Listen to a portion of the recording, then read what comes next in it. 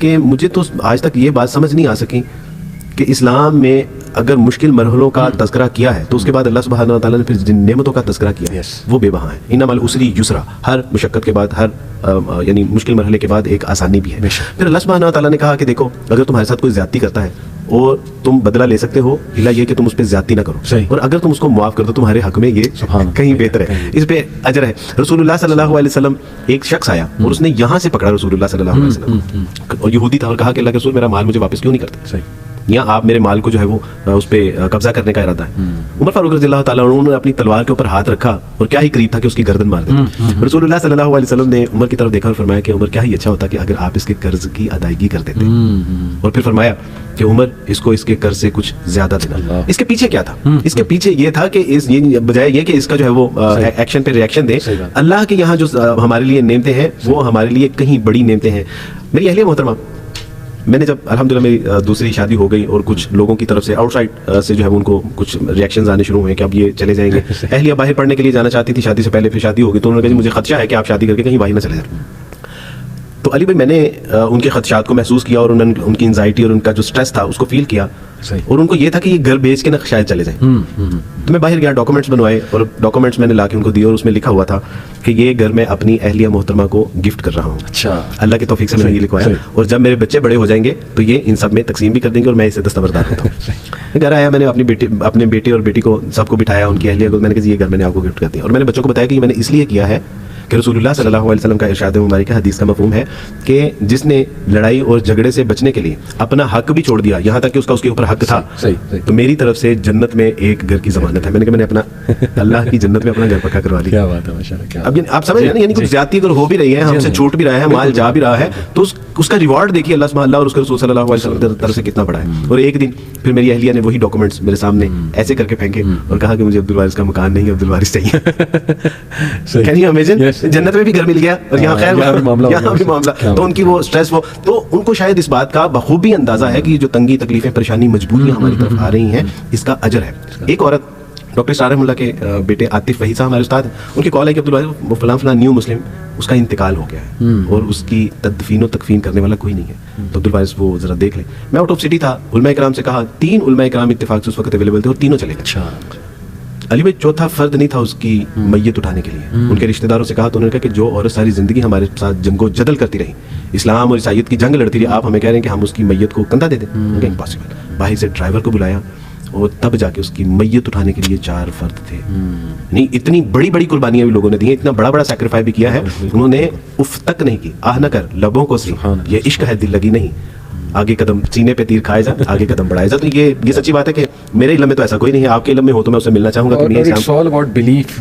وارث بھائی دیکھیں, جتنے آپ نے واقعات سنائے نا, اللہ نے ان کا دل مضبوط کر دیا. لوگ ان کو یقین ہو گیا اللہ رسول کے وعدوں کا. ہمارا نا یقین میں سمجھتا ہوں کہ ہم گھبرا جاتے ہیں, بے چین ہو جاتے ہیں, ہمیں 2 دن دعا قبول نہ ہو, ہمیں نا اللہ پہ شک ہونے لگ جاتا ہے, نعوذ باللہ نعوذ باللہ.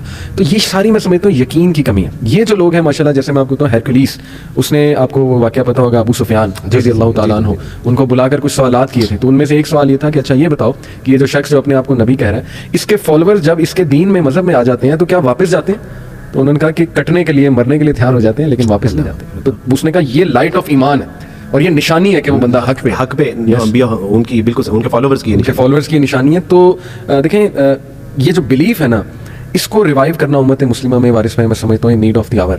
ہمارے لوگوں کا نا شاید نیکی سے ایمان اٹھ چکا ہے. ٹھیک ہے, انہیں باتیں بہت پتہ ہیں کہ آخرت میں یہ ملے گا, ایسے ہوگا, اللہ کے لیے کچھ چھوڑو گے بہترین ملے گا, لیکن کیوں نہیں کیا جا رہا؟ کیونکہ وہ کہیں نہ کہیں یقین کی کمی ہے. And it's all about belief میں سمجھتا ہوں وارث بھائی. کیونکہ مجھے وہ ایک واقعہ بھی یاد ہے کہ ابن القیم رحمہ اللہ کے پاس ایک شخص آیا, اس نے کہا کہ جی آپ نے مجھے کہا تھا اعوذ باللہ پڑھو تو وسوسے نہیں آئیں گے, شیطان جو ہے وہ بھاگ جائے گا وغیرہ وغیرہ. اس نے کہا میں تو بہت پڑھتا ہوں پھر بھی آتے ہیں. تو انہوں نے بڑی کمال مثال دی. انہوں نے کہا کہ تو اگر میں ایک تلوار وہ بچے کے ہاتھ میں دے دوں تو بچہ اس تلوار سے کتنا نقصان کر لے گا, وہی تلوار میں ایک بڑے اسٹرانگ انسان کے ہاتھ میں دے دوں, جنگجو ٹائپ انسان, تو سوچیں کہ وہ کیا کمبینیشن ہوگا. تو انہوں نے کہا تلوار تو تمہارے پاس ہے اعوذ باللہ اور یہ اذکار اور یہ ساری باتیں, لیکن تمہارا اپنا اعتقاد, اپنا بلیف اتنا کم ہوا ہوا ہے کہ تم خود شک میں ہو کہ پتہ نہیں اس سے میرا کام ہوگا کہ نہیں ہوگا. تو ذرا اس کو بڑھاؤ, اپنے یقین کو بڑھاؤ, اپنے اعتقاد کو بڑھاؤ. تو حجاج بن یوسف ایک بار خانہ کعبہ کے آگے سے گزرے, یہ تاریخی واقعات میں سے یاد ہے, تو ایک شخص کو دیکھا اس نے جو رو کے اللہ سے دعائیں کر رہا تھا کہ اللہ سبحانہ تعالیٰ جی میری بینائی مجھے لوٹا دیجیے. کہا کہ میں پچھلے سال بھی آیا تھا, اس سے پچھلے سال بھی آیا تھا, تو میں نے 3 سال تمہیں دیکھا ہے کہ یہاں تم بینائی کی دعائیں کر رہے تھے. تو انہوں نے کہا کہ میں ذرا تھوڑا آگے کام جا رہا ہوں, واپسی تک اگر تمہاری دعا قبول نہ ہوئی تو اپنی تلوار سے تمہاری گردن اتار دوں گا. اچھا. جب وہ واپس آئے تو اس کی بینائی واپس لوٹ چکی تھی. یعنی اب اس کو اس بات کا یقین بھی تھا اور خوف بھی تھا کہ اللہ سبحانہ تعالیٰ جی پہلے تو آنکھیں نہیں تھی, اب اگر آپ نے مجھے آنکھیں نہ عطا فرمائی تو میری جان بھی جائے گی. یعنی اس کے اندر وہ ایک مانگنے کا وہ جذبہ بڑھ گیا. دوسری بات یہ ہے کہ میں نے ایک بار اپنے استاد صاحب سے پوچھا کہ استاد جی اللہ کہاں ملتے ہیں, یعنی میں وہ ایمان, وہ ایقان, وہ یقین تو اللہ کہاں ملتے ہیں؟ تو انہوں نے کہا کہ بیٹا گندم کہاں ملتے ہیں؟ میں نے کہا گندم کے بازار میں. کہا کہ چاول کہاں سے ملتا ہے؟ میں نے کہا صاحب چاول کی جو ہے وہ مارکیٹ میں جہاں چاول بکتا ہے. تو کہا کہ اللہ پھر اللہ والوں کی صحبت میں ملے گا بیٹا. تو کہا کہ صحبت اختیار کرو نیک صالح اللہ والوں کی جو نیک ہیں ان کی صحبت. تو الحمدللہ یہ یقین بھی, یقین والے لوگوں میں ہم بیٹھیں گے نا. ایسا ہو نہیں سکتا نا کہ ہم اسکول کالج یونیورسٹیاں اور جو ایک ہماری بری طرح کی جو گیدرنگ ہے یا سینما ہالز میں یا کلبز میں یا بارز میں, یہ وہاں یقین تو وہاں ملے گا جہاں یقین والے لوگ بیٹھے ہیں. تو الحمدللہ اپنی یوتھ سے بھی ہے میں ریکویسٹ کرتا ہوں نیک صالح لوگ, اور پھر مستقل حکم ہے اور عبادت ہے کونوا مع صادقین, سچے اچھے نیک صالح لوگوں کے ساتھ جڑ کے رہو, یہ اللہ کا مستقل حکم ہے. تو یہاں سے ہمیں اللہ بھی ملیں گے, اللہ پر ایمان یقین سنت بھی ملے گی انشاءاللہ, زندگی میں تبدیلی آئے. میں ایک بڑی پرسنل بات بتاتا چلوں وارث بھائی آپ کو بھی آڈینس کو بھی کہ ظاہر ہے شروع سے میں دین کی طرف نہیں تھا, ویسے جیسے ایک ٹریڈیشنل مسلمان ہوتا ہے اس کا بھی جمعہ پڑھ لیا, کبھی نماز پڑھ لی, اور باقی یہ کہ ہر خرافات کر لیتے تھے, کمپنی ایسی تھی, ظاہر لاپرواہیاں تھیں بڑی. تو مجھے اچھی طرح یاد ہے کہ وارث بھائی میری نا بہت مسکنسیپشنز تھیں اس حوالے سے, دین کے حوالے سے, اور میں آنا چاہتا تھا لیکن کہیں نہ کہیں وہ ظاہر ہے ایک تو مسکنسیپشنز بہت تھیں کہ یار مولوی بن گئے تو لوگ کیا سمجھیں گے کہ یہ اب تو دنیا سے چلا گیا. وہیں میرے بھی ذہن میں کہیں نہ کہیں بیٹھا ہوا تھا کہ دین میں آنے کا مطلب ہے کہ سب کچھ ختم. الحمدللہ میں پرسنل بات بتا رہا ہوں کہ جب میں دین کی طرف آیا تو نہ صرف میری ساری مسکنسیپشن جو ہے وہ دور ہوئی ون بائی ون, بلکہ وہی آپ کی والی بات ہے کہ وہ دوست جو شروع میں میرے خلاف ہوئے تھے ماشاءاللہ آج ایئرز ڈاؤن دا لائن 10 سال بعد جب وہ مجھے میسج کرتے ہیں تو اس طرح کی رسپیکٹ دے رہے ہوتے ہیں, اور they say we are proud of you. اس ٹائم پہ ہمیں لگتا تھا تم برباد ہو گئے ہو, یہ ہو گیا وہ ہو گیا, ہم نے تمہیں بڑی باتیں بھی کی, لیکن الحمدللہ وی سو کہ تم صحیح رہے, استقامت دی اللہ نے تمہیں, تو یہ ہمارے لیے ایک بڑی وہ چیز ہے, something to look up to.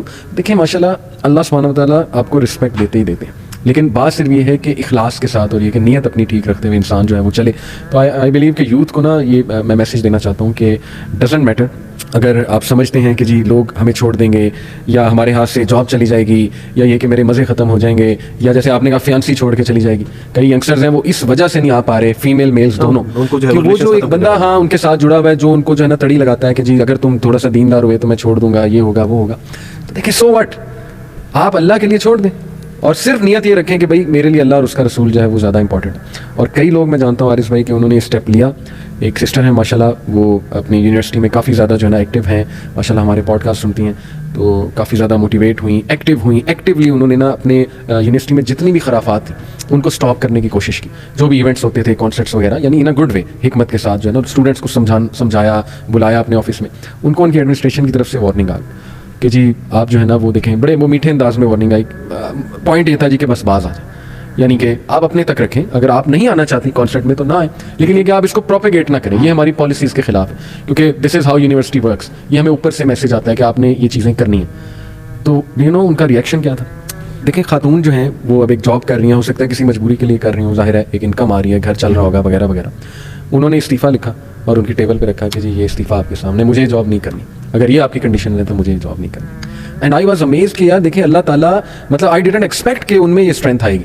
اکثر وارث بھائی کئی لوگ نا آپ ان سے ایکسپیکٹ نہیں کر رہے ہوتے, لیکن وہ ایک ایسی کوئی بات کر جاتے ہیں, ایک ایسا عمل کر جاتے ہیں کہ آپ شرمندہ ہو جاتے ہیں کہ پتہ نہیں میں ان کی جگہ ہوتا تو میں کیا کرتا, پتہ نہیں میں کمزور پڑ جاتا, میں کہتا چلے ٹھیک ہے, میں ڈر جاتا.